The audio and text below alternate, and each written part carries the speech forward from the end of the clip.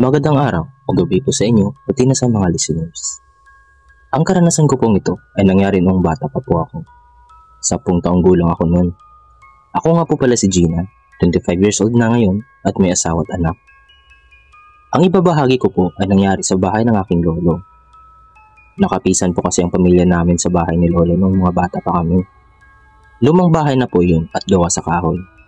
Malalaki ang bintana na ang estilo ay noong panahon pa ng Kastila. 3 kwarto po sa taas at sa baba ay salas kung saan kami madalas manood ng nag-iisa kong kapatid. Hapon nang manood ng TV, ang 5 taong gulang pa lamang noon na kapatid ko. May kasama po siyang nanonood at ang akala niya daw ay ako ito. Madalas po kaming mag-aaway lalo na kapag inililipat niyang channel na pinapanood ko.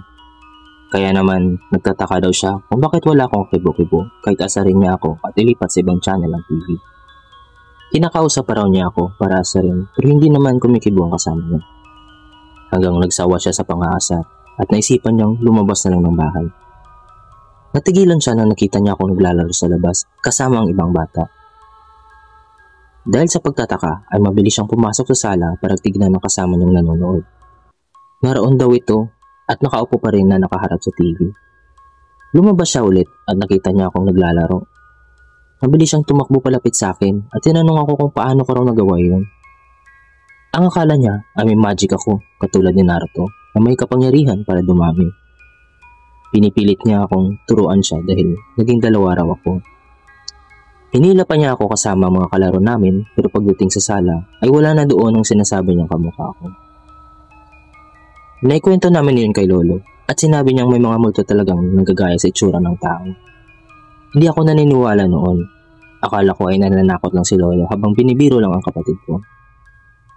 Pero napatunayan kong totoong doppelganger na maranasan ko din ito. Natutulog kasi kami tuwing tanghali para doon lumaki ayon sa matatanda. 3:00 yun ng hapon nang magising ako at makitang wala si mama pati ng kapatid ko. Lumabas ako para hanapin sila pero hindi ko makita. Nasa bakuran ako noon nang matanak ko si lolo sa bintana ng isang kwarto. Nananalamin ito at natitiyak kong si lolo iyon kahit nakatalikod. Mabilis akong umakyat para tanungin kung nasan sila mama at papa, pati na ang kapatid ko.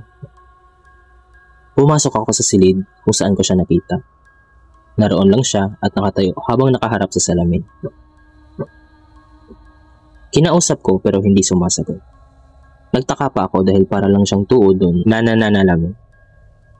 Kinukulit ko siya para sabihin sa akin kung nasan sila mama pero hindi talaga siya kumikibo. Akmang kakalabitin ko na sana siya nang makarinig ako ng sigaw mula sa ibaba. Tinawag ang pangalan ko kaya napalingon ako sa pinto dahil sa labis na pagtataka. Sinilip ko sa hagdan ang tumatawag sa akin dahil kabosis ito ni lolo.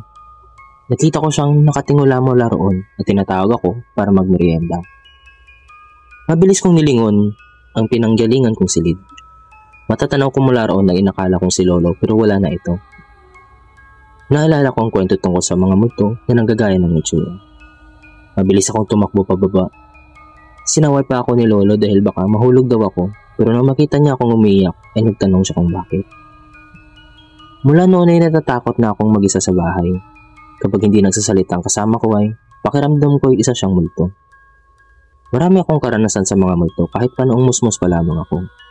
Hindi ko na masyadong matandaan pero kinakwento na lang sa akin. Hanggang nang lumaki ako ay palagi akong nakakakita. Pero ang karanasan kong iyon sa inakala kong si lolo ay hindi ko makakalimutan dahil muntik ko na itong mahawakan. Mabuti na lamang talaga at sumigaw ang tunay kong lolo dahil hindi ko alam kung anong mangyayari kapag nahawakan kong multo. Hanggang dito na lamang po. Salamat po dahil binasa niyo ang aking kwento. Hanggang sa susunod pong muli ng mga kwentong katatakutan.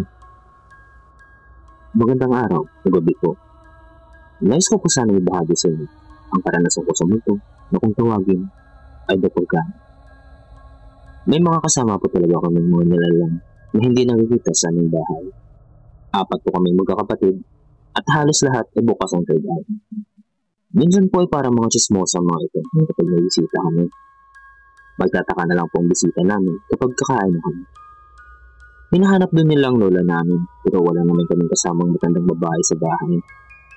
Iyon pala yung napakita ito sa bisita at tila ba sila kinikilala. Ang sabi pa nga minsan ng mga kaibigan ko, ay nakakatakot naman daw ang lola namin. Dahil palang kinikilatis ang buong pagkatao nila kung makatingin. Kapag sinabi po namin na wala kaming kasamang matanda roon, ay kinikalabutan talaga sila ng takot. Hindi lang matandang babae nagpaparamdam doon. Meron ding gumagaya ng ano, na kung tawagin ay doppelganger. Marami nang nabiktima nito, katulad ng pinsan kong nagbabakasyon sa amin. Minsan ay nagugulat siya kapag magkasalubong kami sa hagdan. Paakyat ako habang siya ay pababa. Paano raw ako nakapunta sa baba kung kasama niya ako sa taas? Tinawanan ko lang at sinabing baka na malilim siya ng tingin. Natatakotin kasi, kaya hindi namin kinikwento sa kanya ang mga kababalagan sa bahay. Pero hindi namin yung matatago, lalo na nung walang kuryente. Kapag wala po kasing kuryente, ay nagsisilabasan po sila. Madilim sa bahay at isang kandila lang ang nasa kusina. Isang kandila rin ang nasa sala kung saan gumagawa ng assignment ng kapatid ko na itago na lang natin sa pangalan. Isa rin ang nakaturi na kandila sa hagdan. Ang dalawa kong nakababatang kapatid ay nasa kusina at naghahain. Kakatapos ko lang na magluto. Kaya nasasalas ako at nakaupo. Hindi ko pinapansin na kapatid kong si Mika na gumagawa ng assignment. May katabi siyang bata na may hawak ng kandila. Nakatayo ito sa tabi niya na tila ba iniilawan siya. Kinikalabutan ako pero hindi ko masabi sa kapatid ko. Dahil ayaw kong nagkatakotan kami gabi pa naman. Nilakasan ko lang ang loob ko at nagpapatay mali siya.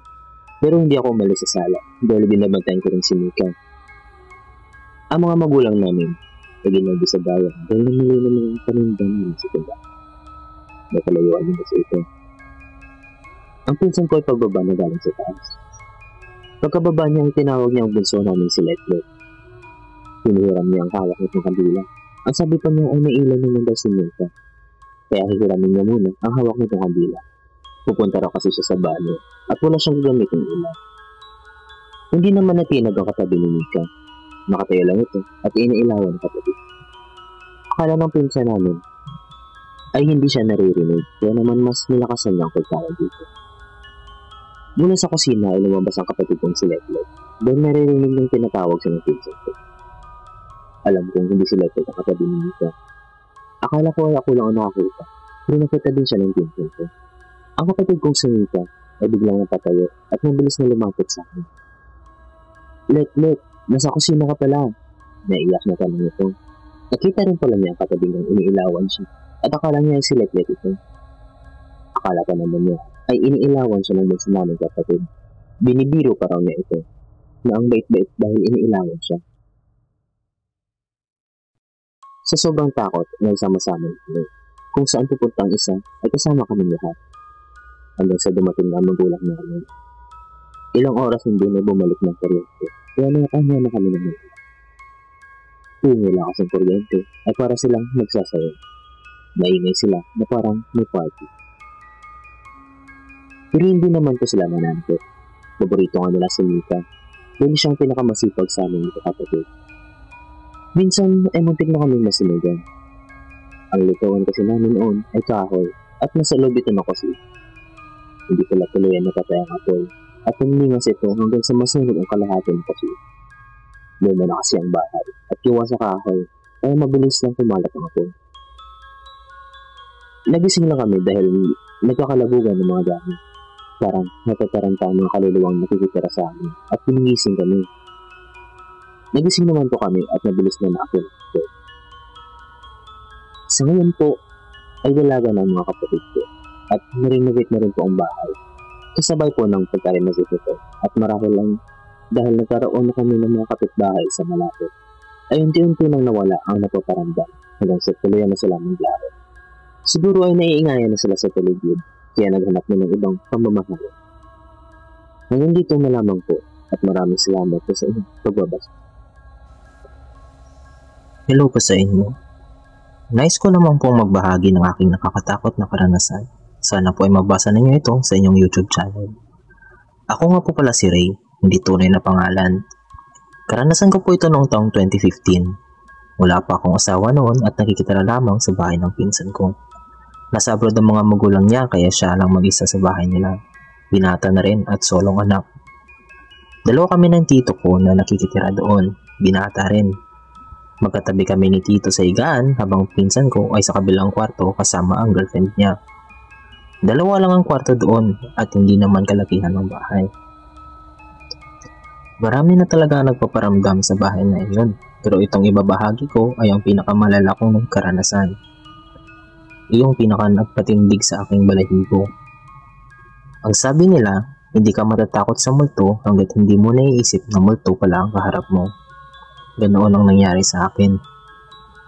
Gabi po noon, alas 11 na ng gabi ay wala pa rin si tito. Naisip kong baka nakipag-inuman na naman siya, kaya nauna na akong matulog. Hindi ko na lang sinara ang pinto ng kwarto. May sarili naman siyang susi sa bahay, kaya madali lang siya makakapasok. Medyo nainis nga ako dahil siguradong lasing na naman iyon kapag umuwi, at mag-iingay na naman. Madalas kasi itong umiinom kasama ang barkada, palibhasa ay walang pamilya kaya hindi pinagbabawalan. Matanda na rin naman at ang trabaho ay bantay sa bilyaran. Tanghali na akong pumasok at gabi kong umuwi, tapos ay nagpapainom pa. Tuwing nalalasing si tito ay tanghali na talaga siya bumabangon. Naliligo agad at diretso na sa bilyaran para doon naman ang halian. Katulad na lamang ng gabing iyon, nakatulugan ko ang wala si tito dahil nagpainom na naman. Nagising na lamang akong bandang alas 3 ng madaling araw para umihi. Katabi ko na noon sa kama si tito at nakatagilid pa siya paharap sa akin. Ayos tito hindi ko na malaya ng pagdating mo. Maaga pang natapos ang inuman nyo at hindi ka gaanong lasing ngayon? Tanong ko sa kanya nang makitang gising siya. Tumagilid din ako ng higa paharap sa kanya. Nakatingin lang siya sa akin at hindi kumikibo kaya hinayaan ko na lang. Nagtataka lang ako dahil tahimik siya. Karaniwan kasi kapag lasing si tito ay salita siya ng salita kaya nagigising din ako. Ang ginagawa ko kapag ganoon ay lumilipat ako sa salas para doon matulog kaya nakakapagtaka talagang tahimik siya. Nakatulog ako na magkaharap kami at nakatingin siya sa akin. Hindi naman ako natakot dahil mukha ni tito ang nakikita ko. Nagising muli ako ng alas 6 at maliwanag ng paligid. Nagtaka ulit ako nang makitang wala na ako sa tabi ko si tito. Sa isip-isip ko ay bakit ang aga niyang nagising. Ang gising kasi ni tito kapag lasing ay alas 12 na ng tanghali at kapag hindi naman lasing ay alas 10 ng umaga bumabangon. Nakakapagtakang naunahan niya pa akong magising ngayon. Nagkape ako sa silong ng mangga sa harapan ng bahay nang matanaw ko si tito na naglalakad pa uwi. Medyo magewang pa ang paglalakad nito. Akala ko bumili ng pandesal pero wala naman itong hawak na kahit ano. Pagdating niya ay kaagad kong binati at tinanong kung bakit maaga siyang lumabas at kung saan siya pumunta. Nagulat ako sa isinagot niya sa akin. Hindi pala siya nakauwi ng gabi dahil sobrang kalasingan niya. Nakatulog daw siya sa bahay ng kaibigan niya dahil hindi na niya kayang maglakad pa uwi. Nanindig ang balahibo ko at parang pakiramdam ko ay nalaki ang ulo ko dahil sa sinabi niya. Ayaw kong maniwala dahil nga nakausap ko pa siya kagabi at magka face to face pa kami. Imposible, magkausap pa tayo kagabi. Bulalas ko habang nakatingin sa kanya. Suminghal naman siya at pumasok sa bahay. Huwag daw akong manakot dahil matutulog pa siya at medyo nahihilo pa. Dumiretso sa kwarto at nakatulog doon. Grabe ang pangingilabot ko ng mga oras na yun. Hindi ako namalikmata lang dahil pagpunta ko sa CR ay nakahiga na siya sa kama at pagbalik ko ay nandoon pa rin siya. Magkaharap pa kami at kamukha talaga siya ni tito. Ang sabi nila ay doppelganger daw. Marami daw talagang gumagaya ng anyo sa bahay na yun. Kahit noong mag-isa lamang ang pinsan kong nakatira doon, ginagaya ng multo ang mga babaeng naiiuwi nito. Naniniwala rin ako sa sinabi ni tito na hindi siya umuwi ng gabing iyon dahil hindi niya ugali ang mag-effort na gumising ng maaga para lang takutin ako. Simula noon ay takot na ako mag-isa sa kwarto. Madalas ay sa sala na ako natutulog kapag wala pa si tito dahil ayaw ko nang maranasan muli maka face to face ang multo.